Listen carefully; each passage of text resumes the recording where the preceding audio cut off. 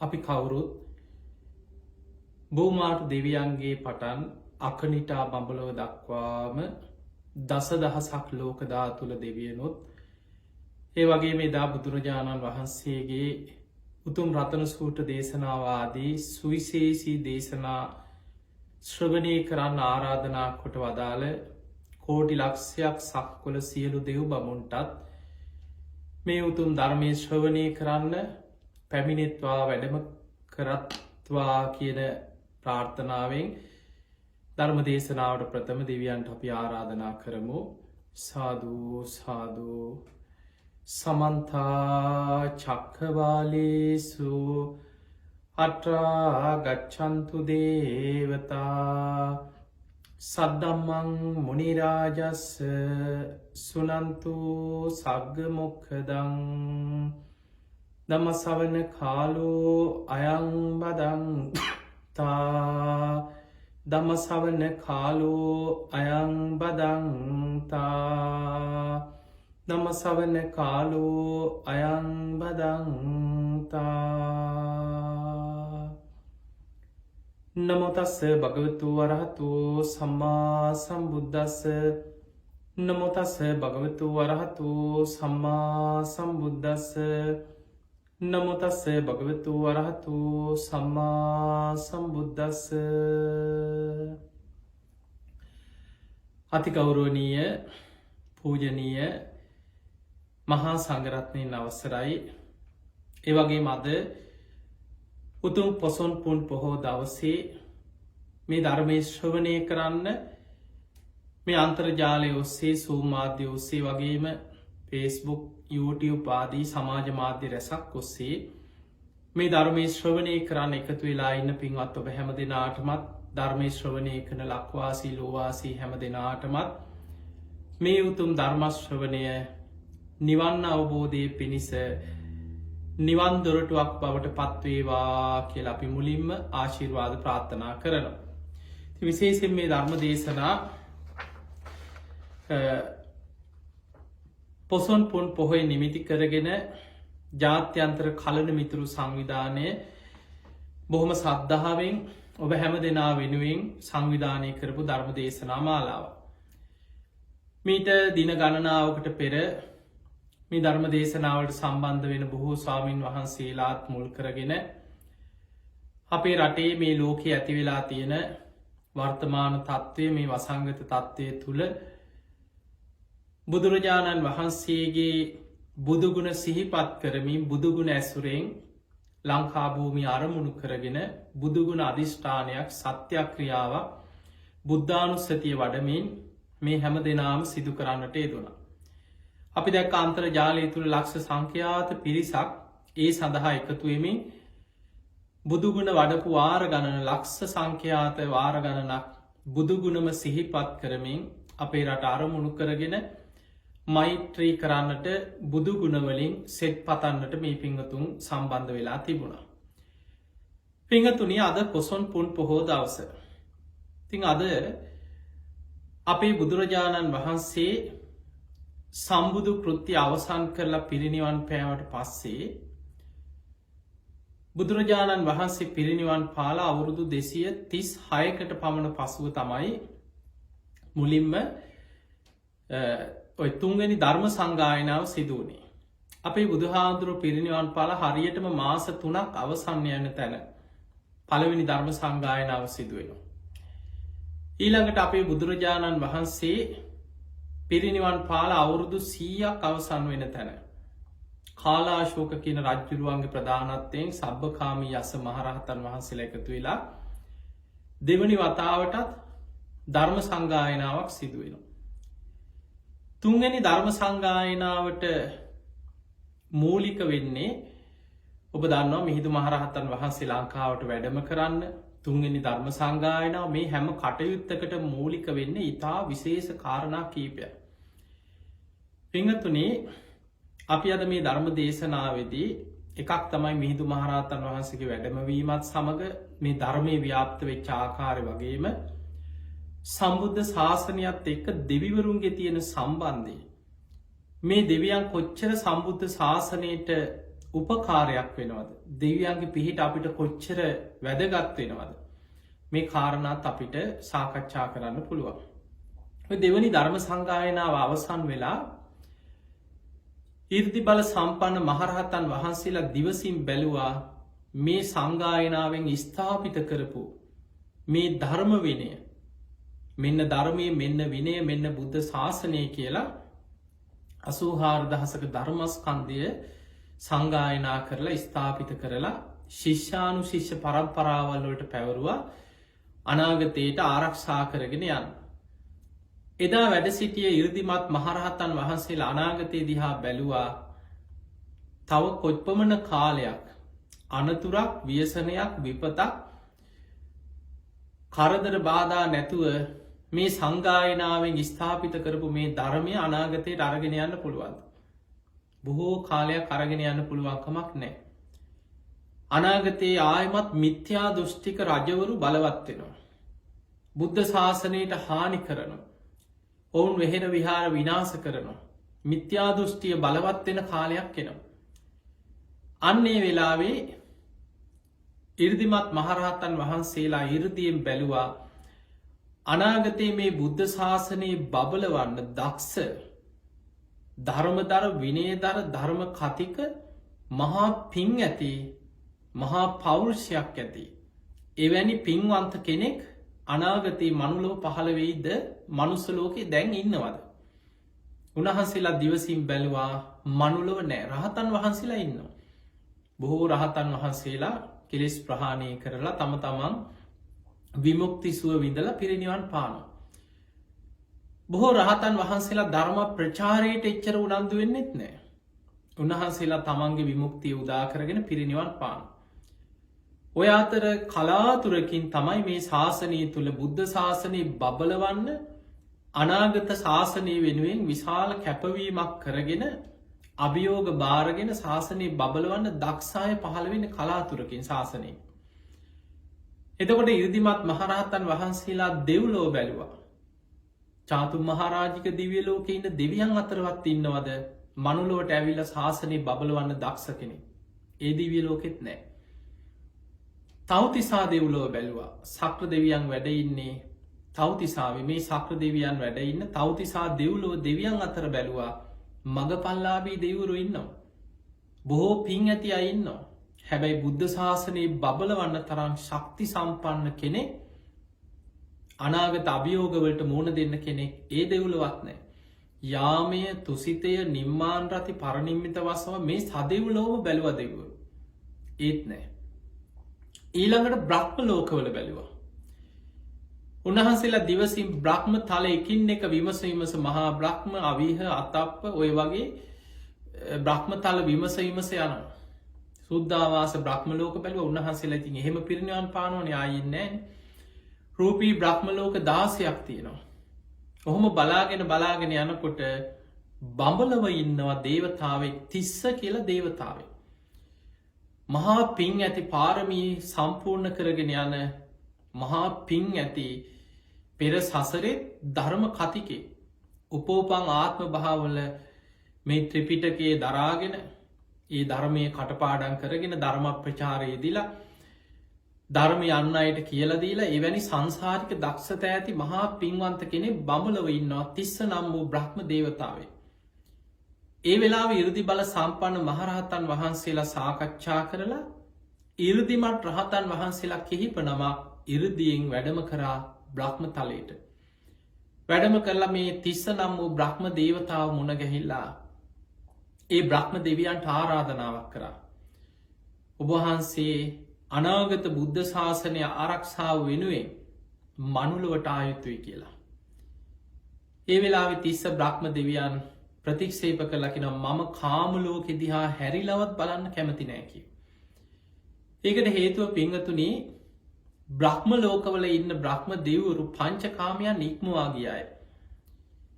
පංචකාම සැප සම්පත්තියෙන් මිදිලා ධ්‍යාන වඩලා තමයි බ්‍රහ්ම තලවල උපදින්නේ ධ්‍යාන පුරුදු කරපු අය. මම කාම ලෝකෙ දිහා හැරිලවත් බලන්න කැමති නෑ කිව්වා. ඒ වෙලාවේ 이르දිමත් මහරහතන් වහන්සේලා කියනවා බුද්ධ ශාසනය වෙනුවෙන් ශාසනය බේරා ගැනීම වෙනුවෙන් ඔබට මේ තීරණය ගන්න සිද්ධ වෙනවා. අපි මේ ඉල්ලන්නේ ශාසනය වෙනුවෙන් ඔබ මනුලවට එන්න. ඔබ මහා පින් ඇති කෙනෙක්. ඔබ තමයි මේ තුන් ලෝකෙම ඉන්න අනාගත ශාසනික අභියෝගවලට ඔබ තමයි ඉන්න සුදුසුම කෙනා ශාසනයේ බබලවන්න.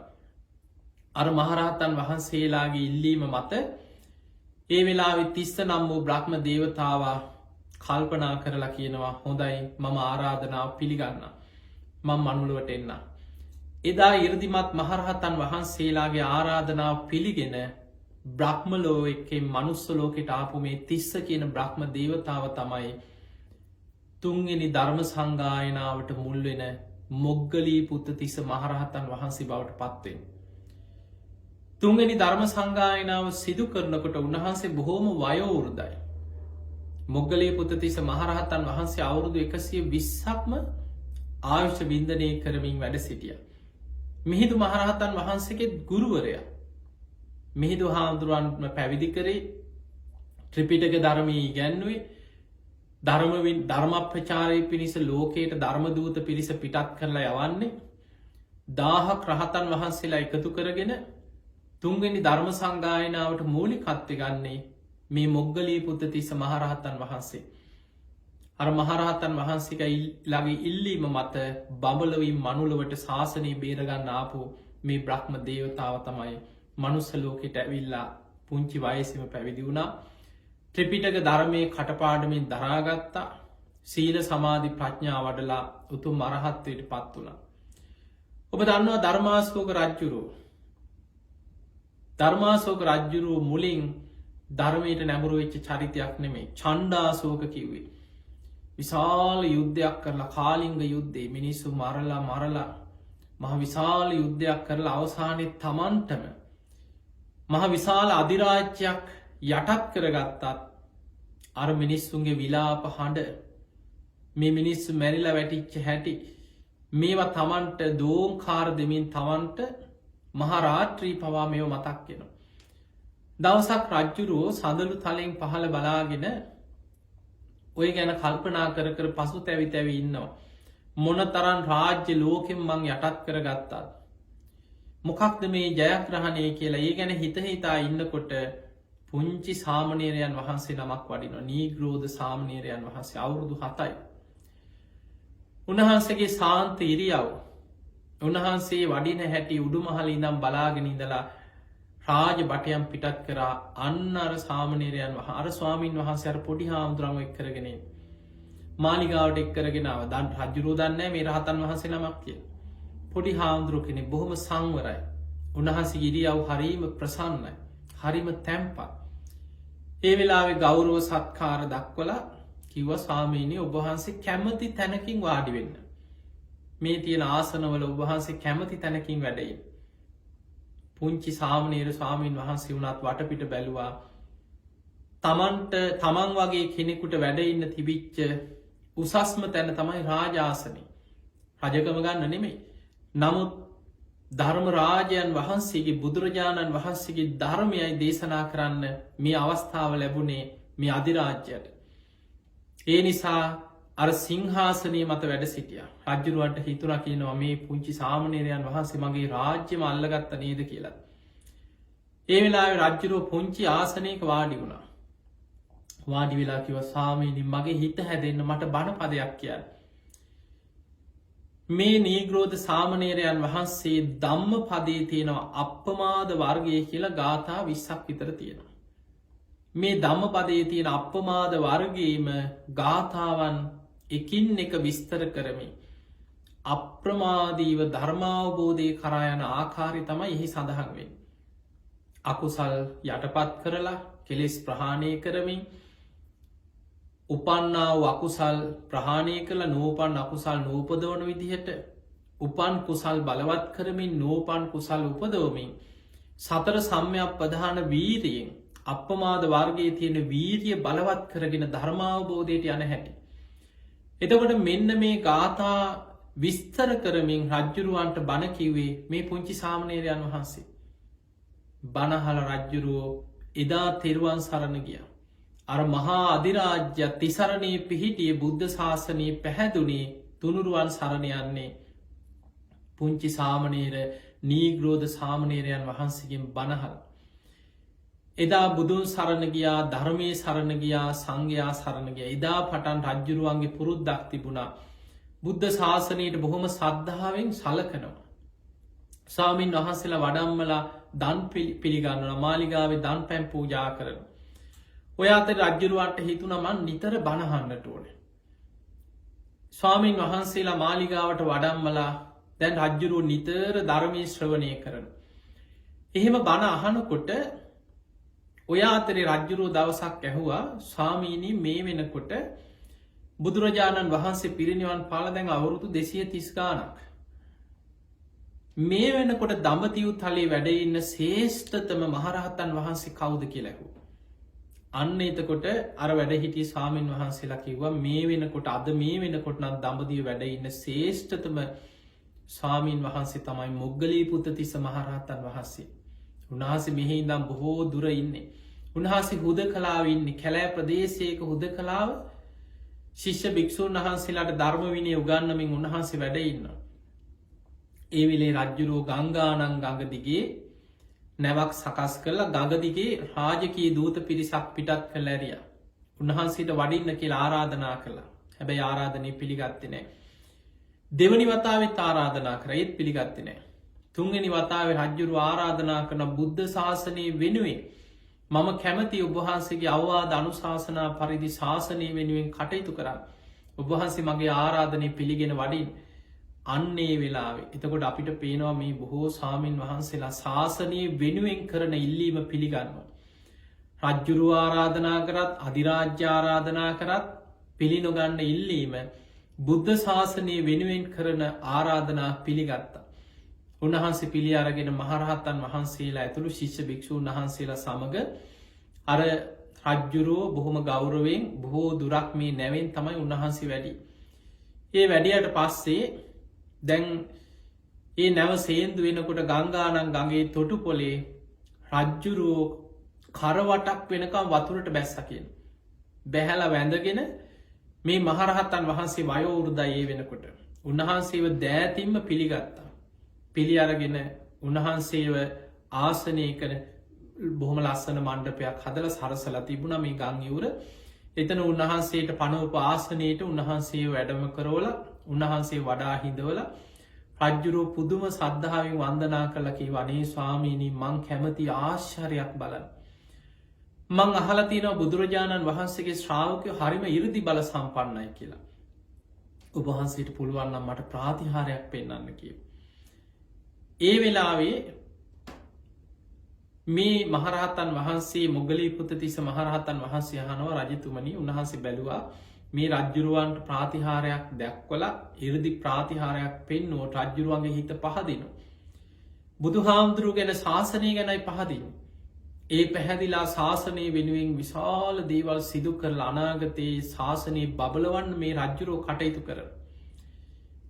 ඒ නිසා මේ දේ කළ යුතුයි කියලා උන්වහන්සේ අහනවා, රජතුමනි රජ්ජුරුවෝ කැමති මේ පොළොවේ පැත්තක් නිකන් සෙලවෙනවා දකින්නද? එහෙම නැත්නම් පොළොවේ එක පැත්තක් මුහුදේ රළ හමනවා වගේ ඒ විදිහට සෙලවෙනවා දකින්නද? නිකන් පොළොව කම්පා වෙනවා දකින්නද? මුහුදේ රළ වගේ හෙලවෙනවා දකින්න. අනේ ස්වාමීනි අමාරු දේ ඔබ වහන්සේ මට චිත්ත බලයෙන් 이르දි බලයෙන් කරලා පෙන්නන්නකෝ. මං අහලා තියෙනවා මම දැකලා නැහැ කිව්වා. උන්වහන්සේ මොහොතක් සමාපත්තියට සමවැදිලා අධිෂ්ඨාන කළ රජතුමාට පෙන්වන, රජතුමනි අන්න අර ප්‍රදේශය දිහා බලන්න කියලා. බලනකොට මහ පොළොව මුහුදේ රළ හමනවා වගේ පොළොව සෙලවෙනවා. රජ්ජුරුවන්ගේ ඇඟ කිලි පොලා ගියා. පුදුම සතුටක් ඇති වෙලා සාදුකාර දීලා කියනවා, ස්වාමීනි බුදුරජාණන් වහන්සේගේ ශ්‍රාවකයෝ මේ තරම් 이르දි බල සම්පන්න නම් ඒ බුදුරජාණන් වහන්සේ එදා වැඩ හිටිය සාරිපුත්ත මොග්ගල්ලානාදී මේ 이르දිමතුන් අතර අගතැන්පත් මුගලන් හාමුදුරුවෝ ආදී මේ මහරහතන් වහන්සේලා ඒ භාග්‍යවත් බුදුරජාණන් වහන්සේ මොනතරම් 이르දි බල සම්පන්න කෙනෙක් වෙන්නේ නැද්ද? අන්න හිත පහදවාගෙන ඒ වෙලාවේ කියනවා, ස්වාමීනි මං නැවත බුදුන් සරණ යනවා, ධර්මයේ සරණ යනවා, ශ්‍රාවක සංඝයා සරණ යනවා. ස්වාමීනි බුදුරජාණන් වහන්සේගේ ධර්මස්කන්ධය කොච්චරක්ද කියලා ඇහුවා එතනදී. ඒ වෙලේ මොග්ගලී පුත්තිස්ස මහරහතන් වහන්සේ කියන රජතුමනි 84000ක ධර්මස්කන්ධයක් තියෙනවා. 84000ක්. එහෙමනම් මම මේ දඹදිව තලයේ මගේ රාජ්‍ය මේ අධිරාජ්‍ය භූමියේ යොදුනෙන් යොදුන 84000ක් විහෙර විහාර ඉදි කරන්න මම පොරොන්දු වෙනවා. ඉක්මනින්ම මගේ රාජ්‍ය බලය යොදවලා සම්බුද්ධ ශාසනය වෙනුවෙන් 84000ක් විහෙර විහාර ඉදි කරනවා කියලා පොරොන්දු වුණා. අර ප්‍රාතිහාර්ය දැකලා ඇතිවෙච්ච චිත්ත ප්‍රසාදය.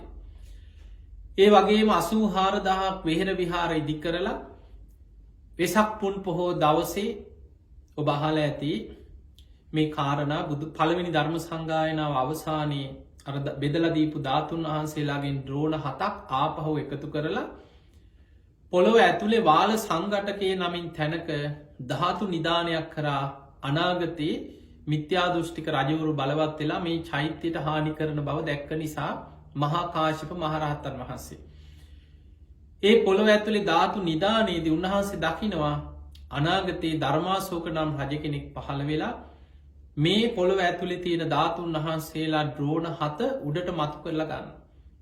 අරගෙන 84000ක් විහෙර විහාරවල ධාතු තැන්පත් කරලා ලංකා භූමියට බුදුරජාණන් වහන්සේගේ පාත්‍රා ධාතුන් වහන්සේට සර්වඥ ධාතුන් වහන්සේලා පුරවලා ලංකාවටත් පිටත් කරලා යවනවා.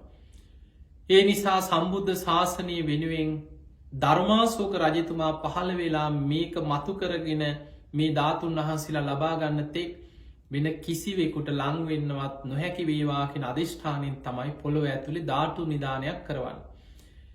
ওই ධාතුන් වහන්සේලා මහරහතන් වහන්සේලාගේ උපදේශ පරිදි ආපහු ගොඩටගෙන 84000ක් විහෙර විහාරවල ධාතු තැන්පත් කරලා විහෙර විහාර විවෘත කරලා රජ්ජුරුව අණ කරා ඒ හැම රාජකීය විහෙර විහාරස්ථානයකටම රාජ්‍ය ධනෙ භාණ්ඩාගාරේ දානමානාදී සියලු ඒ පහසුකන් සිව්පස ප්‍රත්‍ය පහසුකන් හොයලා බලලා කටයුතු කරන්න කියලා රජ්ජුරුවෝ 84000ක් විහෙර විහාර හදලා ශාසනයට උපකාර කරා. දැන් ඔය කාලේ රජ්ජුරුවෝ බොහොම බණ අහනවා, දවස ගානේ බණ අහනවා, විහෙර විහාර හදනවා. සම්බුද්ධ ශාසනයේ විශාල දියුණුවක්. අන්න තීර්ථකයෝ බැලුවා දැන් මිනිස්සු වෙන්නෙත් නෑ, රාජ්‍ය අනුග්‍රහයත් නෑ, අපිට දැන් යන්නේ නමක් නෑ අන්න තීර්ථකයන්ට. ඔවුන් මොකද කරේ? දැන් මම මේ විස්තර ඔබට කියාගෙන යන්නේ. ඔබට මේවත් එක තේරෙයි එදා බුදුහාමුදුරුවෝ පිරිනිවන් පාලා අවුරුදු 2200 ගණනක් යනකොට ඔහොමනම් අද මේ 2500ක් 600ක් වෙනකොට මොනතරම් විනාශකාරී බලවේග මේ ශාසනය ඇතුළට රිංගන්න පුළුවන්ද කියලා ඔබට තේරුම් ගන්න පුළුවන්. එදා අර අන්න තීර්ථකයෝ ශාසනය ඇතුළට රිංගුවේ නිකන් නෙමේ, සිවුරු දාගෙන ඇතුළුනේ. පැවිද්ද වගේ ඇතුළුණා ශාසනය ඇතුළට. ඇතුල් වෙලා දැන් ඇතුළුනේ ඇත්තටම නිවන් දකින්න නෙමෙයිනේ. දැන් මොනවා හරි තැන් වලින් අල්ලගෙන තම තමන්ගේ මත කියා යනවා. බණ හැටියට කියන්නේ බුද්ධ දේශනාවේ තියෙන බුදුරජාණන් වහන්සේගේ ධර්මයේ නෙමෙයි, තමන්ගේ මත කිය යනවා බණ හැටියට. ඔහොම කිය යනකොට හැබැයි රජ්ජුරුව දවස ගානි ස්වාමීන් වහන්සේලා වඩම්මලා හැමදාම රජ්ජුරුවන්ගේ පුරුද්දක් තිබුණා රාත්‍රී බණක් අහනවා නිදාගන්න කලින්. එතකොට එදා ධර්මාශෝක රජ්ජුරුවොත් හැමදාම රැයට බණ අහලා තියෙනවා නිදාගන්න කලින්.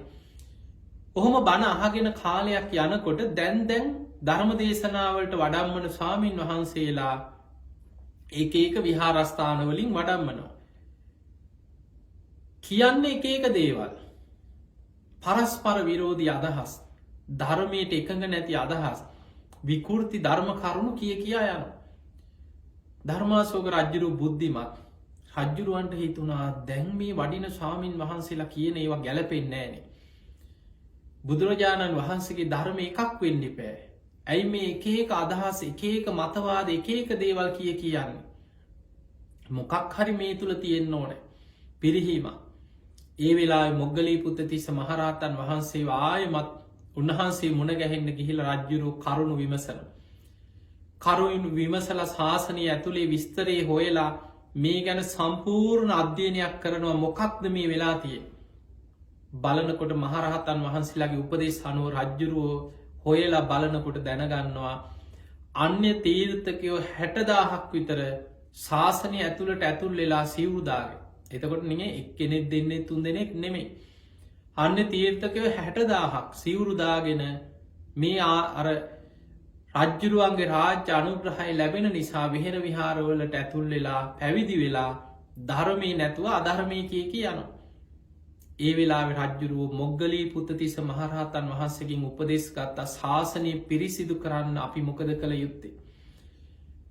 ඔන්න බලන්න රජ්ජුරුව කටයුතු කරපු ආකාර රජ්ජුරුව වනත් හිතුවක්කාර විදියට කටයුතු කරන්නේ.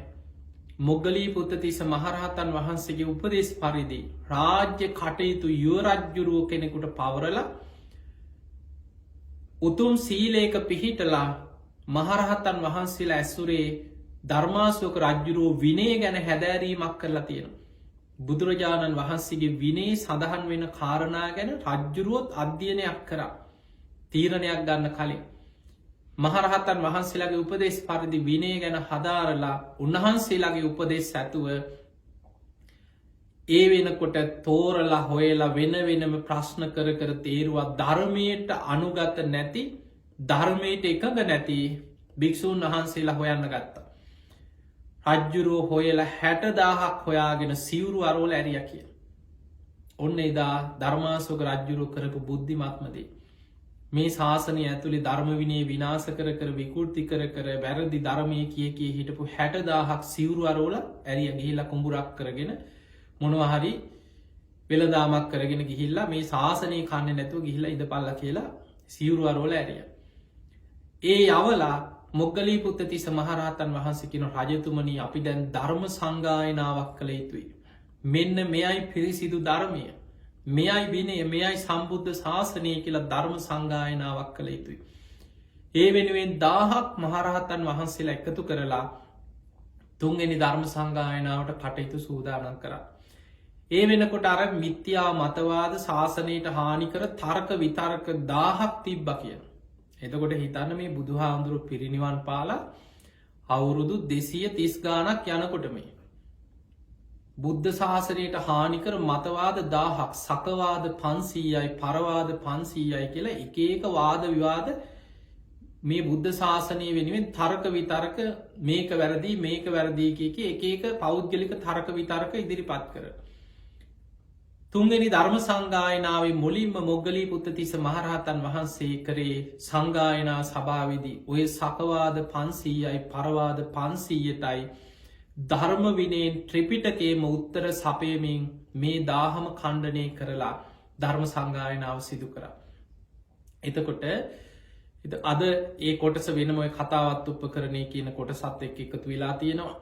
එතකොට ඒ විදිහට ත්‍රිපිටකය මෙන්න බුද්ධ ශාසනය මෙන්න ධර්මය මෙන්න විනේ මෙන්න බුද්ධ ශාසනය කියලා මාස 9ක කාලයක් ගත වුණා කියනවා තුන්වෙනි ධර්ම සංගායනාවට. මුළු සම්බුද්ධ දේශනා සියල්ල 84,000ක ධර්මස්කන්ධේම මහරහතන් වහන්සේලා 1000ක් එකතු වෙලා මොග්ගලී පුත්තතිස්ස මහරහතන් වහන්සේගෙන් මූලිකත්වයෙන් සංගායනා කරලා අවසන් කරා. මේ සංගායනාවෙන් පස්සේ රජ්ජුරුව කල්පනා කරා මේ ධර්මය අනෙක් රටවලටත් ව්‍යාප්ත කරන්නට ඕන කිය. එහෙම කල්පනා කරලා ධර්මදූත කණ්ඩායන් ගානක් වෙන වෙනම මොග්ගලී පුත්තතිස්ස මහරහතන් වහන්සේගේ උපදෙස් පරිදි ඒ රටවල් වලට පිටත් කරලා ඇරිය. ලංකාවට පිටත් කරන්න තෝරගත්තේ ධර්මාශෝක රජතුමාගේ පුත්‍රරත්නේ මිහිඳු මහරහතන් වහන්සේ ළඟ පැවිදි වෙලා රහත් වෙච්ච මේ මොග්ගලී පුත්තතිස්ස මහරහතන් වහන්සේ ළඟ පැවිදි වෙලා උතුම් අරහත්වයට පත්වෙච්ච මිහිඳු මහරහතන් වහන්සේ. හැබැයි උන්වහන්සේ එන ගමන ටිකක් පරක් වුණා. ඒකට හේතුව වුණේ අනිත් ධර්මදූත කණ්ඩායන් ඒ රටවලට පිටත් කරලා ඇරියට ඒ වෙනකොට ලංකාවේ රජකම් කරේ මුටසීව කියලා රජ කෙනෙක්. බොහොම වයෝවෘදයි. බොහොම වයසට ගිය රජ කෙනෙක්. මරණාසන්න අන්තිම කාලේ ඒ වෙලාවේ ධර්ම ප්‍රචාරයට සුදුසු වෙලාව නෙමේ. මේ රජ්ජුරුවන්ට යමක් තේරුම් කරවන්නත් බෑ කල්පනාවත් අඩුයි වයසයි. ඒ මුටසීව රජ්ජුරුවන්ගේ මරණින් පස්සේ තමයි ඔහුගේ පුත් තිස්ස කුමරු තිස්ස නමින් රජකම් කරනවා. ඔහු රජ වුණාට පස්සේ ධර්මාශෝක රජ්ජුරුව ඔහු එක්ක හිතවත්කම ඇති කරගෙන ඔහුට දෙවනි අභිෂේකයක් වෙනුවෙන් ගෞරවනාමයක් දේවානම් පිය දෙවියන්ට පිය කියන ගෞරවනාමය දෙන්නේ ධර්මාශෝක රජ්ජුරු දඹදිව අධිරාජ්‍යයක් හැටියට අධිරාජ්‍යයක් බවට පත්කරගෙන පාලනය කරපු ධර්මාශෝක රජ්ජුරුවන්ගෙන් ලැබිච්ච ගෞරවනාමේ තමයි දේවානම් පිය කියන ගෞරවනාමේ තිස්ස රජ්ජුරුවන්ට ලැබුණා දෙවනි අභිෂේක වෙනුවෙන් රාජ ආභරණ වටිනා මැණික් ඔබ්බපු රාජකීය ඔටුන්නක් අනෝතත්ත්වවිලෙන් පැන් ආදී දේවල් ඉන්දියාවෙන් ගෞරවාන්විතව එවලා ගෞරවනාමයක් එක්ක ආයමත් අභිෂේකයක් කරාකිනවා දේවානම් පියතිස්ස නමින් ආයමත් අභිෂේක ලැබෝ. සංසාර කතාවකුත් තියෙන මේක බොහොම ලස්සන කතාවක් ඒක බොහොම දිග කතාවක් පෙර සසරි ධර්මාශෝක රජ්ජුරුව දේවානම් පියතිස්ස රජ්ජුරුව එතකොට ධර්මාශෝක රජ්ජුරුවන්ගේ බිරිඳ බවට පත්වෙච්චේ අසන්දිමිත්තාව එතකොට මේ අයගේ ඥාති සම්බන්ධතා සහෝදරවරු තුන් දෙනේ නීක්‍රෝධ සාමනේරයන් වහන්සේ මේ ඔක්කොම අයියලා මල්ලිලා එතකොට ඒ සසරේ පින් කරලා මේ පාරමී පුරලා ඒ පාරමිතා එක්ක තමයි මේ සංසාරික සම්බන්ධතා ගොඩක් ගොඩ නැගෙන් නියමිත කාලේ බලලා සුදුසු වෙලාවට කලින් දැනුන්දීලා තිබුණා ප්‍රිය නිරිඳුනි මම බුදුන් සරණ ගියා මම ධර්මය සරණ ගියා මම සංඝුන් සරණ ගියා ඔබටත් ඒ උතුම් ධර්මයේ සද්ධා ලාභය මන් ලබල දෙන්නම් කියලා කලින්ම ධර්මාශෝක රජ්ජුරුව පණවිඩ ඒවල තිබුණ තේ අනුව තමයි අද වගේ පොසොන් පුන් පොහෝ දවසක මිහිදු මහරහතන් වහන්සේ ඇතුළු ඉත්තිය උත්තිය සම්බල බද්ධසාල සුමන සාමනේරයන් වහන්සේ බණ්ඩුක උපාසකතුමා කියන පිරිස අහසින් වැඩම කරා කියල සඳහන් වෙන් මිස්සක පව්වට වැඩම කරනවා අහසින් එතකොට දැන් ඔබ හිතන්න දැන් පොසොන් දවසේ අපේ රටේ ස්වභාවේදා හිතන්න පෝය දවසේ අද වගේ පොසොන් පුන් පොහෝ දවසක දේවානම් පියතිස්ස රජ්ජුරුව 20000ක් විතර රාජකීය පිරිසක් එක්ක එදා මිහින් තලේ කියලා කියන්නේ මහා කැලෑ ප්‍රදේශයක් රාජ්‍ය තිබුණේ අනුරාධපුරේ රාජධානී මිහින් තලේ කියන සම්පූර්ණ කැලෑ භූමිය රජ්ජුරුව පෝය දවසේ මොකද කරේ සීල් ගත්තද දඩේ මේ ගිය එතකොට හිතන්න මේ රජ්ජුරුව දඩේ මේ යන්නේ මාලිගාව කන්න නැතුවද ආහාරහිගයක්ද වසංගතයක් ඇවිල්ලද සාගතයක්ද විනෝදටත් කරලා තියෙන්නේ පෝය දවසත් දඩේම යනඒකේ කාලි මිහිදු මහරහතන් වහන්සේ වඩින්න පෙර සමහර කාලවල අපේ ඉතිහාසි තියෙනවා යකුන් යක්ෂණයෝ අදහලා තියෙනවා චිත්තරාජ කාලවේල වගේ මේ යක්ෂයෝ ඇදැහුව කියල තියෙන අපේ රටේ එතකොට ඒ වගේ ගස්කල්වලට වැඳලා යක්කු යක්ෂණයන් අදහගෙන බිලි පූජාතියාගෙන මලවුන් අදහගෙන ඔය වගේ එක චාරිත්‍ර එක විදි එක්ක තමයි බොහෝ මිනිස්සු හිටි මිහිදු මහරහත්තන් වහන්සේගේ වැඩමවීම එදා නියමිත දවසේ මිස්සක පව්වට එදා රජ්ජුරෝ 20000ක පිරිසක් එක්ක මේ කැලේ දඩේමේ ගිය දවස මිහිදු මහරහතන් වහන්සේ වැඩම කරා මේ පර්වත මුදුනට ඒ වෙලාවේ අපේ ඉතිහාස පොත්වල සඳහන් වෙනවා ඔය මුවා ගැන සඳහන් වෙන්නේ මේ ඇත්ත කැලේ හිටපු හරි මුවෙක් හැටියට නෙමේ ඒ ප්‍රදේශයට අධිගෘහිත දේවතාවෙක් මුවෙක් වගේ වෙස් මවාගෙන රජ්ජුරුව ඉදිරියේ පෙනීදලා රජ්ජුරුවන්ව පිරිසෙන් තනි කොරගත්තා රජ්ජුරුව මවා පස්සේ පන්න නොමවා අතුරු දහංගල තව තැනකින් මතුවෙන ඒ පැත්තට රජ්ජුරුව පන්නගෙන යනකොට අන්න මොවා තව පැත්තකින් පේන මෙහෙම අර පිරිසෙන් මගහැල්ල රජ්ජුරුව තනි වුණ මේ විදිහට රජ්ජුරුවන්ව එක්කරගෙනාවේ අර පර්වතය අසලට එක්කරගෙනාව එතනට ඇවිල්ලා මුවාට ඉලක්ක කරලා විදින්න බලනකට මුවා එතන නෑ ටික තැති ගැනීමකුත් ඇතිවන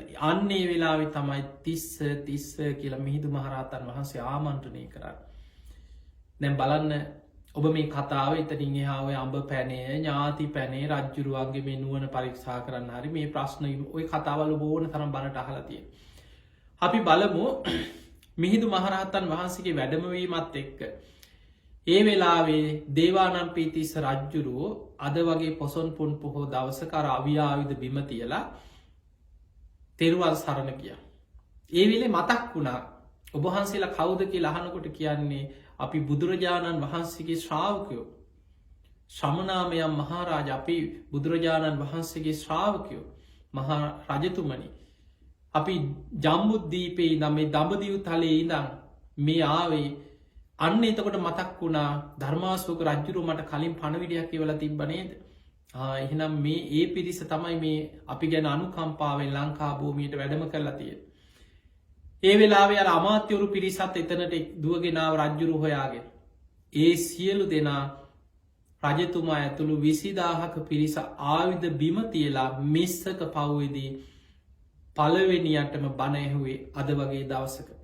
ඒ අහපු දේශනාව අපි කවුරුත් අහලා තියෙනවා චුල්ලහති පදෝපම සූත්‍ර දේශනාව. දැන් ඔය චුල්ලහති පදෝපම සූත්‍ර දේශනාව ඔබ ගොඩාක් බණට අහලා ඇති. ස්වාමීන් වහන්සේලා කියනවා ගොඩක් දේශනාවල මේ පොසොන් කාලේ එනකොට ওই දේශනාවම නිතර ඇහෙනවා. ඉතින් මමත් ওই දේශනාව ඔබට කියන්න යන්නේ.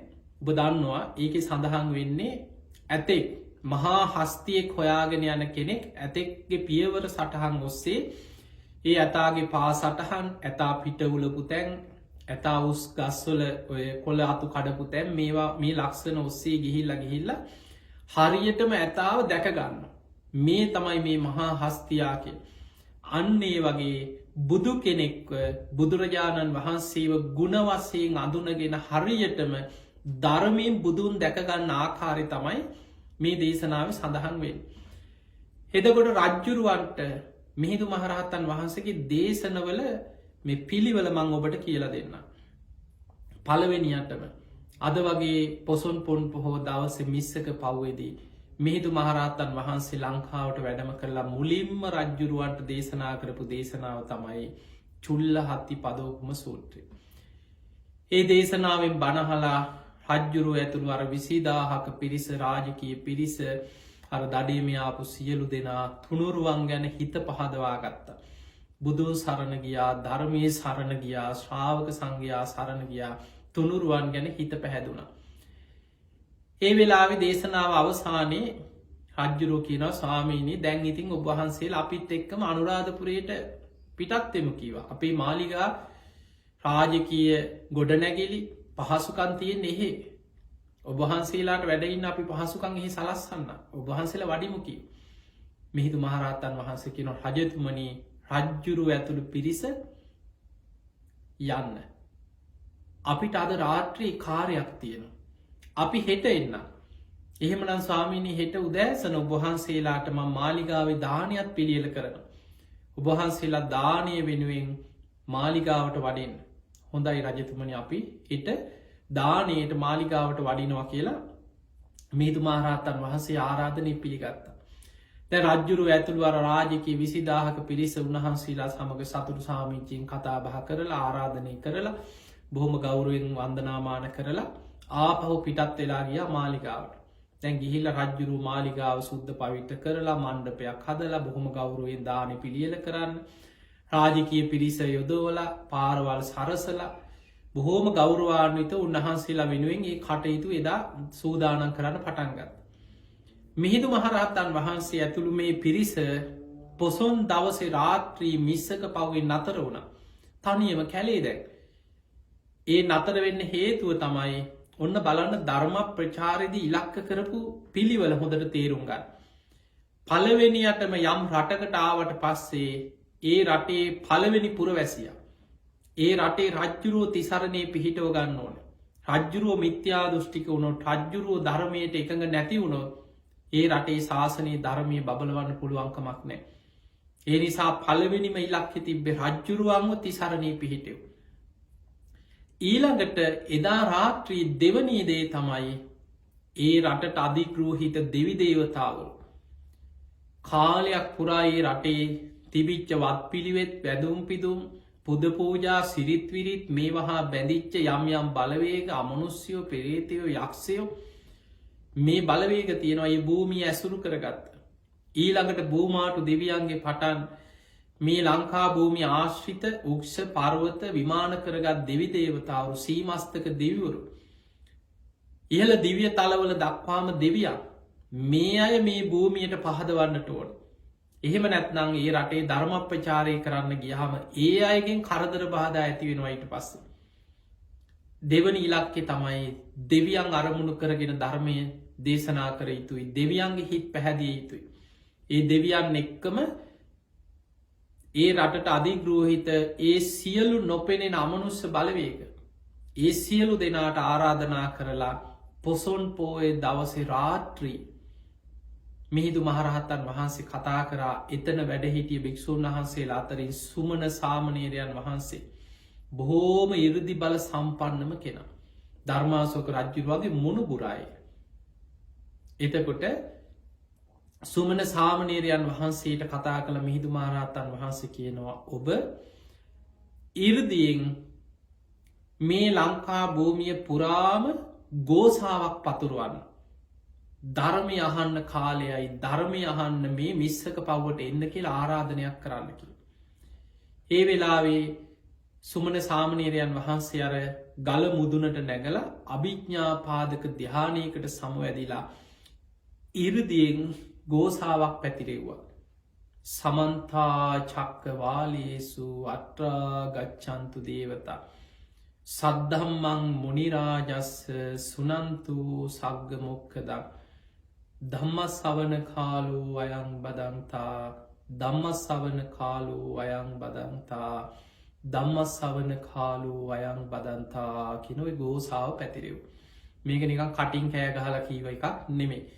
ඉරදියෙන් පතුරපු ගෝසාාවක් හැටියට මුළු ලංකා භූමිය සිසාරා ඒ සියලු ගම් නියම් ගම්බල දෙවි දේවතාවන්ට ක්ෂ පර්වත විමාන කරගත් දෙවියන්ට අමනුස්්‍යයන්ට සියලු දෙනාට එක හඬින් ඒ හැමෝටම මේ ගෝසාාව ඇහුණ. බුදුරජාණන් වහන්සේගේ ධර්මය ශ්‍රවණය කරන්න කාලයයි. ඒ ධර්ම ශ්‍රවණයට පැමිණෙත්වා ධර්මී ශ්‍රවණය කරන්න පැමිණෙත්වා කියල මේ ආරාධනය කරා. මුළු මිස්සක පව්වම අතුරු සිදුරු නැතුව දෙවි දේවතාවරුන්ගෙන් නොපෙනෙන බලවේගවලින් පිරිලගිය. ඉහලට අහසේ දිවිය තල රැස් වුණ පහළ භූමිවල යක්ෂයන් අමනුස්්‍යයන් පිරිලගිය. ඒ නිසා තමයි අදටත් ඒ ගල හඳුන්නන්නේ ආරාධනා ගල කියල.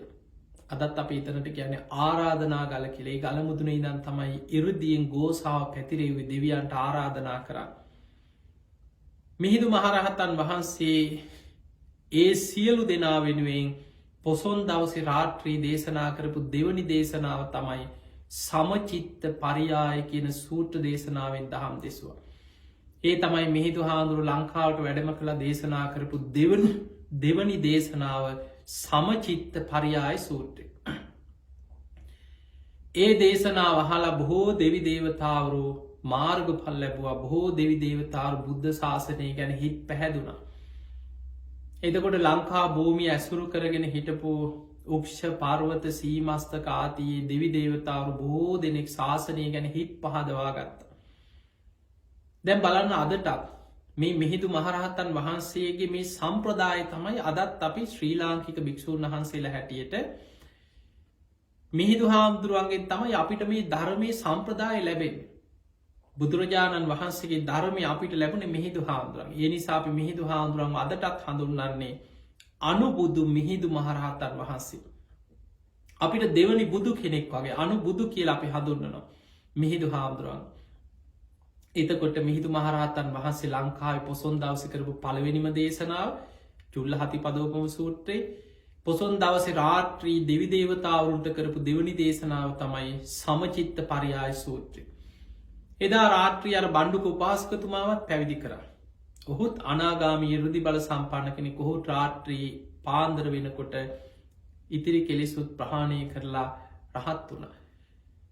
පසුවදා උදෑසන මාලිගාවේ දානයේ සූදානන් කළ රජ්ජුරුමොකද කරේ කරත්ත පෙලක් එව්වා උන්වහන්සේලා වඩම්මගෙන ඉන්න කියලා මාලිගාවට. උදේ පාන්දරින් මේ කරත්ත පෙළ ඇවිල්ල පණවිඩි අරගෙන මිහිදු මහරහතන් වහන්සේ කියන අපි සත්තු ගැටගහපු සත්තු ඇදගෙන යන කරත්තවල භික්‍ෂූන් වහන්සේලා වඩින්නෑකි. එක සත්තු ඇදගෙන යන සත්මකදම බුදුරජාණන් වහන්සගේ විනේ සඳහන් වෙන මේ සතුන් ඇදගෙන යන සතුන්ට ගහ සත්තු ලව්ව ඇදගෙන යන මේ ඒ කරත්තවල භික්‍ෂූන් වහන්සේලා වඩින්නේ නෑ. ඒ නිසා කරත්ත ටිකට කිව ඔබ යන්න අපි ඉන්නම් කියලා. ඒ කරත්තවලටත් කලින් උන්වහන්සේලා සිවුරු පාත්තර ඇතුව අහසිම්ම මාලිගාවට වැඩම කරා. දැන් මාලිගාවට වැඩම කරාට පස්සේ බොහෝම ගෞරවයෙන් උන්වහන්සේලාව පිළි අරගෙන මාලිගාවේදී දහවල් දානය පූජා කරා. මිහිඳු මහරහතන් වහන්සේ ඇතුළු මේ භික්ෂූන් වහන්සේලාට දානය පූජා කළ අවසන් වෙලා බණහන්න ඉදිරියෙන් වාඩි වුණ අනුලා බිසෝ ප්‍රධාන බිසෝරු රාජකීය පිරිස බොහෝ පිරිසක් වාඩි වුණා.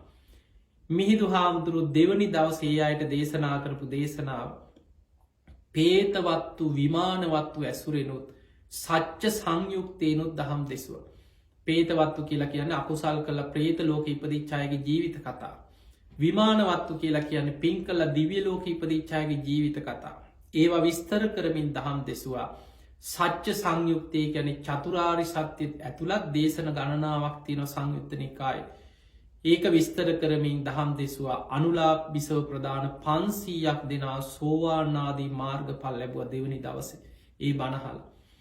මෙහෙම බණහල් අවසන් වෙනකොට මාලිකාව ඉස්සරහ මිනිස්සු පිරිලා ගෝසාාව අනි අපිටත් උන්වහන්සේ දකින්න ඕන අපිටත් බණහන්න ඕන. ඇයි අර කලින් දවස 20000ක් රාජකය පිරිස ගෙවල්වල ගිහිල්ල මේ පණවිඩේ කියලා ඔන්න හිට මාලිගාවට එනවා උන්වහන්සේ අහසින් වැඩම කරලා තියෙන්නේ ධර්මාසෝක රජ්ජුරුවන්ගේ පුට්ටරත්නයලු බුදු හාමුදුරන්ගේ ශ්‍රාවකයවලු දැම් මිනිස්සු ඇවිල්ල මාලිකා වටේ පිරිලා රජ්ජුරු එලියට ගිහිම් බැලවා මේ අයට මෙතන නං ඉඩනෑ. රජ්ජුරුවන්ගේ ඇත්ගාල තියෙනවා. ඉක්මනට ඇත්ගාල සුද්ධ පවිට්‍ර කරලා මණ්ඩපයක් හදලා එතනට මිනිස්සු රැස්කෙරව අඩ බෙරගහල. මිහිදු හාමුදුරුව ඇතුළු රහතන් වහන්සේලා එතන්ට වඩම්මලා රජ්ජුරුව එතනද ආරාධනයක් කරා ස්වාමීනී මේ මගේ රටවැසියු. ඔබවහන්සේ මේ උතුම් ධර්මය මගේ රටවැසියන්ටත් අනුකම්පාවෙන් දේශනා කරන සේක්වා කියලා ආරාධනා කර. ඔන්න බලන්න පළවෙනියටම රජ්ජුරෝ ඉලක්ක කරගන්න දහම් දෙසවා එදාරාත්‍රී දෙවිදේවතාවරුන්ගේ හිත් පැහැදෙව්වා. දෙවනි දවසේ මාලිගාවේ රාජිකය පිරිසට දහම් දෙසවා දහවල් රජ්ජුරුවම හිත පැහැදිලා නගරවාසින් අඩබෙර ගහලා ජෝතිය වනේ අද අනුරාධපුර ජේත වන මහා සෑයිදි වෙලාතිය නෙතන. එතන හදපු මණ්ඩපේට මහරහතන් වහන්සේලා ඇතුළු පිරිස වඩම්මලා රජ්ජුරුව මාරාධනා කරා ස්වාමිනී මේ මගේ රටවැසියෝ. ඔවුන්ටත් මේ උතුම් ධර්මය දේශනා කරන සේක්වා. මිහිදු මහරහතන් වහන්සේ අපේ රටේ සාමාන්‍ය මනුස්්‍යයන්ට දේශනා කරපු මුල්ම දේශනාව තමයි දේවදූත සූත්‍රය මුල් කරගෙන දහම් දෙසුව. මජ්ජිම නිකායිතිනො දේවදූත සූත්‍රයේ. අකුසල් කරලා නිරේ වැටිච්ච කෙනෙක් අපායි දුක්විදින ආකාරය ගැන විස්තර කරපු දේශනාව. අපායෙන් අපායට වැටි වැටි විදින දුක ගැන විස්තර කරමින් දේවදූත සූත්‍රයෙන් බණ කියල අවසන් වෙනකොට එතන 500ක් තරම් පිරිස මාර්ග පල් ලැබවා කියල අප ඉතිහා සඳහන් වෙන. දැන් රෑවෙනකොට එතන ඉඩ මදී. විශාල් පිරිසක් හැම පාරවල් වලින් පැත්තවල් වලින් මිනිස්සු වෙනවා පෙරහැරවල් වගේ. රජ්ජුරුව බැලුවා ස්වාමීනී දැන්නම් මෙතන ඉඩාව මදි. ඔබහන්සේ හෙමනම් චුට්ටක් විවේකෙන් වැඩඉන්න මන් සුදුසුම තැනක් තියෙනවා කියලා. රජ්ජුරුවන්ගේ රාජකය උයන තමයි මහමය වුණා උයන. එතන මණ්ඩපයක් හදල රාත්‍රී මිනිස්සු එතනට එකතු කරලා දෙවනි දවසේ රාත්‍රී එතන බණ කියන්න සූදානන් කරා. මිහිතු මහරහතන් වහන්සේ එදා රාත්‍රී මහමෙවුණා වයන දේශනා කරේ බාල පණ්ඩිත සූත්‍රය ඇසුරෙන් දහම් දෙසු. ඒ දේශනාව තියෙන්නේෙත් නිරේ ගැන අපාය ගැන කරපු විස්තරයක්. එතනදිත් 500ක් පිරිස මාර්ග පල් ලැබ. එතකොට දෙවනි දවසේ අනුලා විසව ප්‍රධාන 500ක් දෙෙන ජෝතිය වනේ දේවදූත සූත්‍රයෙන් බණහල 500යි රාත්‍රී ජේත් මහමෙවුණා වයනේ බාල පන්දිි සූත්‍රයෙන් බණහල 500ක්. 1500ක් තරම් පිරිස දෙවනි දවස මාර්ග පල් ලැබෝ. බණ ඉවර වෙනකොට රෑවුණ රජ්ජුරු ඇවිල්ලකිව ස්වාමිනී දැන් ගොඩක් රෑබෝ වෙලා ඔබහන්සේලා දැන්නම් අර මිස්සක පව්වට කැලේ වඩින්න එපා. ඔබහන්සේලා මේ උයනෙම වැඩඉන්න කියලා උන්වහන්සේට ආසන පනවලා උයනෙ වැඩඉන්න රාත්‍රී සැලැස්සු. පහුවද අවුදේ රජ්ජුරු ඇවිල්ලා වන්දනා කරලා ගිලම් පස පිළිගන්නල වැඳල අහනවා ස්වාමීනී රාත්‍රී සැපසේ වැඩහිටියද ඔබහන්සේලට හොඳට නින්ද ගියාද ඔබහන්සේලාට මේ වගේ උයනක් එහෙම හොඳ නැද්ද කැපද කියලහෝ. අන්නේ වෙලා මිහිදු මහරහත්තන් වහන්සේ වේලුවන පූජාව ගැන දහම් දෙසුව. රජතුමනි අපේ බුදු හාමුදුරුවන්ටත් රජ කෙනෙක් බිම්බිසා රජ්ජුරුව මේ වගේ උයනක් තමයි ශාසනයට මුලින්ම පූජ කරේ. එහෙමනම් මම මගේ උයනද පූජ කරනවා කියලා සාධකාර දීලා දේවානම් පිතිස රජ්ජුරුවෝ තමන්ගේ මංගල හස්තිය පසු පස රන් නගුලක් ගැට ගහලා සීමාමායින් ලකුණු කරලා මහමෙවුනා උයන රන් කෙන්ඩියකින් පැන්වක් කරලා බුද්ධ ශාසනය වෙනුවෙන් මහරහතන් වහන්සේලා උදෙසා සඟ සතු කරලා මහමෙවුනා උයන පූජා කරන්නේ 3 වෙනි දවසේ ලංකාවට වැඩම කරලා. ඔය වගේ තමයි මේදු මහරහතන් වහන්සේගේ මේ ධර්මප්‍රචාරය ආරම්භ වුණේ ලංකා භූමිය තුළ සිද්ධ වෙලාගේ. තින් අපේ රටට මෙහිදු හාමුදුරු වැඩම කරලා මාස කීපයක් යනකොට දස දහස් සංඛ්‍යාත පිරිසක් මාර්ග පල් ලැබුව. ඒ මාර්ග පල්ලාබීන් අතර පළවෙනි මාසය අවසන් වෙන්නකොට ශ්‍රී ලාංකීය භික්‍ෂූන් වහන්සේලා හැටියට බණහල පැවිදි වෙලා 60 දෙනමක් රහත් වනාකින්. එතකොට ඉන්දියාවෙන් වැඩම කරපු 6 නමයි ලංකාවේ රහත් වෙච්ච 60 දෙනමයි පළවෙනි මාසය අවසන් වෙනකොට ඇසල ඊළඟට ඇසල පෝයට තමයි වස් සමාදන් වෙන්නේ. මිහින් තලේ අදත් තියෙනවා 8 සැටලෙන් කියල ගල්ලෙන් 68. මෙන්න මේ 8 සැටලෙන් කියල හඳුන්වන ගල්ලෙන් 68 රජ්ජුරුව සුද්ධ පවිට්‍ර කරලා දුන්න උන්වහන්සේලාට පළවෙනි වස්කාලි ගත කරන්න ලංකා භූමි. මහරහතන් වහන්සේලා 68 නමක් පළවෙනි වස්කාලි ගත කරා මිහින්තලේ. ආයිමත් ධර්ම ප්‍රචාරය පටන් ගත්තා. ඔය විදිහට තමයි මිහිඳු මහරහතන් වහන්සේගෙන් සම්බුද්ධ ශාසනය ආරම්භ වෙලා අපේ රටට බුදුරජාණන් වහන්සේ 3 වතාවක් වැඩම කරත් අනුබුදු මිහිඳු මහරහතන් වහන්සේගේ වැඩමවීමෙන් තමයි සම්බුද්ධ ශාසනය ලංකා භූමිය තුළ ස්ථාපිත වුණේ. ඒ නිසා ඔය කාරණාද මේ ධර්ම දේශනාවේදී හොඳින් සිහිපත් කරගන්න. ඒ වගේ විශේෂයෙන් අද ඉල්ලීමක් වුණා බුදුගුණ ඇසුරින් මේ වැඩසටහන් පෙළ සිදු කරපු නිසා මේ කාරණා එක්කම අරහං ගුණය ගැන අවසාන පුංචි සිහිපත් කිරීමක් කරන්න කියලා බුද්ධානුස්සති භාවනාවටත් අදාළ වෙන විදිහට පිංහතුනී බුදුගුණ සිහි කරනවා කියලා කියන්නේ බුදු හාමුදුරුවෝ පෙන්නවා පුණ්‍ය ගංගාවක් ගලනවා කියව. පුඤ්ඤාභි සන්ද කියලා සූත්‍රයක් තියෙනවා. නිතර බුදුගුණ සිහි කරන කෙනාගේ ජීවිතයට පුණ්‍ය ගංගාවක් ගලනවා කිය.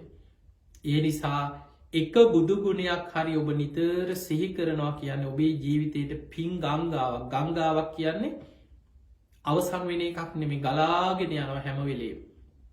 බුදුගුණ සිහි කරන්න පුණ්‍ය ගංගාවක් ජීවිතය රැස්වෙනවා. බුදුගුණ අචින්තියයි. අචින්තියේසු පසන්නානම් විපාකෝ හෝති අචින්තියෝ. ඒ අචින්තිය බුදුගුණ ගැන ඔබේ හිත පැහැදුනොත් ඒකෙන් ලැබෙන විපාකයක් අචින්තියයි. ඒ නිසා අපි බුදුගුණ සිහි කරනකොට අපි භාවනා වඩනකොට බුද්ධානුස්සති භාවනාවේ අරහං ගුණේ ගොඩාක් විස්තර ඇතු අපි දන්නවා. බණපොත්පත් කියවල කරුණු එකතු කරලා උන්වහන්සේගේ ගුණ ගැන දන්නවා. හැබැයි අපි භාවනා වඩනකොට ඒක සාරාංශ කරලා ඔබ භාවනාවක් හැටියට බුදුගුණ ගැන තේරුම් ගන්න සාරාංශයක් හදාගන්න. අපි ඇයි බුදුරජාණන් වහන්සේට අරහං කියන්න. රාග දවේශ මෝහාදී සියලූම ක්ලේෂයන් ප්‍රහාණී කරපු නිසාපි බුදුරජාණන් වහන්සේට අරහං කියල කියල. ඒමනම් අපි බුදුරජාණන් වහන්සේට අරහං කියල කියන්න උන්වහන්සේ රාග දවේශ මෝහාදී සියලු කෙලෙසුම් ප්‍රහාණී කරපු කෙනෙ. ඒ නිසාපි උන්වහන්සේට අරහං කියල කිය. ඊළඟ කාරණය තම අරහං ගුණේ තවත් විස්තර වෙනවා. උන්වහන්සේ රහසින්වත් පව් නොකළ කෙනෙ. කෙනෙක් ඉන්න පුළුවන් රහසින් පව් කරනවා. හැබැයි අපේ බුදුරජාණන් වහන්සේ රහසින්වත් පව් නොකළ සේක. ඒ නිසා උන්වහන්සේට කියනවා අරහං කියල. ඊළඟට දෙව් මිනිසුන්ගේ ආමිස පූජා ප්‍රතිපක්ති පූජා පිළිගන්න සුදුසුයි. දැන් බලන්න අදටත් උන්වහන්සේ පිරිනිවන් පාලා 2500 ගානක් අවුරුදු මෙච්චර කාලයක් ගත වුණත් අදටත් උන්වහන්සේගේ නාමයට ලෝකයේ පුරා කොච්චර බුද්ධ පූජා කරන. ගිලන් පස පූජා කරනවා. මල් ගණන් කර නොහැකි තරල් ලෝකයේ මල් පූජා කරන. සුවදදු මාලෝක පූජා බුදුරජාණන් වහන්සේ වෙනුවෙන් බුද්ධ පූජා චෛත්‍ය වෙහෙර විහාර හදහද මිනිස්සු ත්‍රිවිධ චෛත්‍ය උදෙසා මොන තරං බුදුගුණ සිහි කර පූජා පවත්වනවට. ආමිස පූජා ප්‍රතිපක්තියෙන් පූජා පවත්වනවා. දැන් ඔබත් මේ කරන්න ප්‍රතිපක්ති පූජාව. උතුම් සීලේක පිහිටලා පුන් පොහෝ දවසේ බුදුරජාණන් වහන්සේ උදෙසා ප්‍රතිපක්ති පූජාවක් පවත්තන. සීලාදී ගුණධර්ම රකිමින්.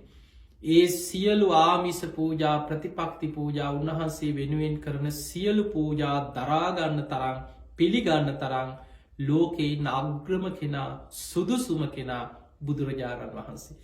ඒ නිසා අපි උන්වහන්සේට අරහං කියලා කිය. ඔන්න ඔය කාරණා කීපෙ විතරක් මතක තියාගන්න. ඒ ඔස්සේ අපිට තව ගොඩාක් බුදුගුණ ගලප විස්තර කරගන්න පුළුව.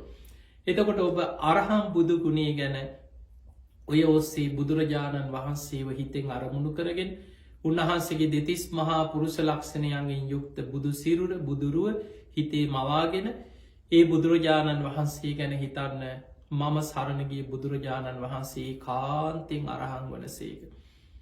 රාග දවේශ මෝහාදී සියලු කෙලෙසුන් ප්‍රහාණය කරගත්ත කෙනෙ. ඒ නිසා උන්වහන්සේ කාන්තෙම අරහං කියලා ඒ අරහම් බුදුගුණේ සිහි කරන්න.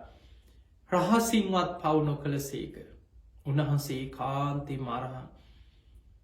මේ ලෝකයේ දෙව් මිනිසුන්ගේ ආමිස පූජා ප්‍රතිපක්ති පූජා සියල්ලම පිළිගන්න දරාගන්න තරන් උන්වහන්සේ සුදුසුයි.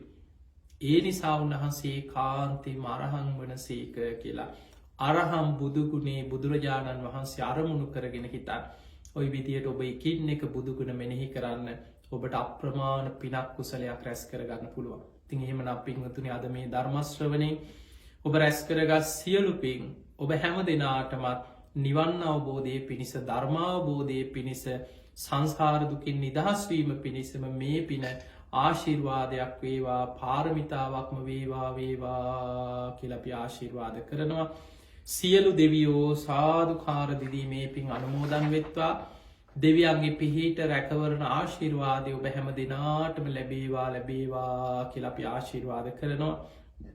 භූමාටු දෙවියන්ගේ පටන් ලක්කනිටා බඹලෝ දක්වා සියලු දෙව් බමුන් දස දහසක් ලෝක ධාතුවල දෙවියන් කෝටි ලක්ෂයක් සක්වල ඒ ආඥා පිහිටි බුද්ධානු භාවෙන් දම්මානු භාවෙන් සංගානු භාවෙන් ඒ උතුම් රතන සූට දේශනාවේ ආනු භාවෙන් ඒ අනන්ත බුදුගුණ බලයෙන් ඔබ හැම දෙනාටමත් රටටත් ලෝකේටත් මේ පවතින වසංගත තත්ත්ව ඉක්මනින්ම දුරුවේවාකි අධිෂ්ඨානය අපි කවුරුත් හිතේ ඇති කරගමු. තින් අපි කවුරුත් දෙවියන්ට පින් අනුමෝදන් කරනවා වගේම අද මේ ධර්මශ්‍රවනයෙන් ඔබ රැස් කරගත් සියලු පින් ඔබ නමෙන් මිය පරලෝකයේ සියලු ඥාතීනු සාධු කාරදිදී අනුමෝදන් වෙත්වා. ඒ ඥාතීන්ගේ පරලොව ජීවිත සැපවත්තේවා ස්කූපත්තේවා සසර දුකින් අතමිදේවා කියල මේගේ ඥාතීන්ටත් පින් දෙන්න. තේ වගේම පොසොන් පුන් පොහොය නිමිති කරගෙන ජාත්‍යන්තර කලන මිතුරු සංවිධානය සීල සමාධාන පින්කමක් හැටියට මේ බුදුගුණ අරමුණු කරගෙන මේ ධර්ම දේශනා මාලා වද දවස පුරාම අන්තර්ජාලය ඔස්සේ ස්වාමීන් වහන්සේලා සම්බන්ධ කරගෙන සිදු කරනවා. එංගලන්තේ පදිංචි ලක්ෂ්මන් ගාල්ලගේ මහත්මා ඒ වගේම ප්‍රන්සේ තුසිත රාජපක්ෂ මහත්මා එතුමන්ලාගේ මූලිකත්තේ තව ලෝකේ රටවල් ගණනාවක යුරෝපය එංගලන්තේ වගේම මේ ලෝකෙ පුරාඉන්න ශ්‍රී ලාංකිකයන් අපේ රටට ආදරයක් ඒ වගේම සම්බුද්ධ ශාසනය වෙනුවෙන් අවංකව මේ ශාසනය රැකගන්න බේරගන්න ශාසනී බබලවන්න ඕන කියන අවංක උත්සාහයෙන් කටයුතු කරන මේ ලෝකයේ පුරා විසිරිලා ඉන්න දස දහස් සංඛ්‍යාත සැදැහැවතුන් එකතු වෙලා මේ මහා පින්කම් මාලාව සිදු කරනවා. තිං ඔවුන්ට මේ කටයුතු තව තවත් දියුණු කරගෙන මේ ලෝකයේ පුරා සම්බුද්ධ ශාසනය බබලවන්න ඒ කටයුතු වෙනුවෙන් ශක්තියක් වන්න ඒ සියලු දෙනාටමත් උනුරුවන්ගේ ආශිර්වාදය සැලසේවා. බණඇසූ බැහැම දෙනාමත් නිදුක්වේවා නිරෝගිවේවා සුවපත්තේවා හැම දෙනාට මුතුම් ධර්මාවබෝධය පිණිස මේ පින ආශිර්වාදයක් වේවා කියලපි ආශිර්වාද කරන ඔහුම ඇඳගන්න. අභිවාදන සීලිස්ස නිච්චංවද්ධා ප්‍රචායිනෝ චත්තාරෝ දම්මා වඩ්ඩන්ති ආයුවන්නෝ සුකම් බලං ආයුරාරෝග්‍ය සම්පත්ති සග්ග සම්පත්ති මේවච අතෝ නිබ්බාන සම්පත්ති ඉමිනාතේ සමිච්චතු. හැම දෙනාම නිදුක්වේවා නිරෝගිවේවා සුවපත්තේවා සුවපත්තේවා සුවපත්තේවා හැම දෙනාටම සම්මා සම්බුදු සරණයි.